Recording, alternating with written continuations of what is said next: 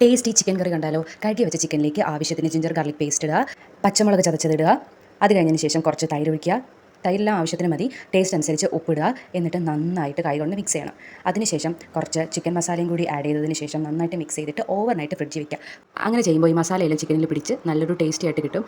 ശേഷം പാൻ ചൂടാക്കിയതിന് ശേഷം കുറച്ച് വെളിച്ചെണ്ണ ഒഴിക്കുക. അതിനുശേഷം കുറച്ച് കടുക് ഇട്ട് പൊട്ടിക്കുക. കടുക് പൊട്ടിയതിന് ശേഷം കറിവേപ്പില ഇടുക. കറിവേപ്പില ഇട്ടതിന് ശേഷം ഒന്നോ രണ്ടോ ഗ്രാമ്പൂ, ഒരു 2 ഏലയ്ക്ക ഇതെല്ലാം ഇട്ടിട്ട് സവാള ഇടുക. സവാളയും ഉപ്പും കൂടി ഇട്ടിട്ട് നന്നായിട്ട് വഴറ്റതിന് ശേഷം കുറച്ച് പച്ചമുളക് ഇടുക, ഇഞ്ചി വെളുത്തുള്ളി പേസ്റ്റ് ഇടുക, തക്കാളി ഇടുക. എല്ലാം കൂടി ഇട്ട് നല്ലപോലെ മിക്സ് ചെയ്ത് കുറച്ച് നേരം അടച്ച് വെച്ച് ഇത് കുക്ക് ചെയ്യാൻ വേണ്ടി വെക്കണം.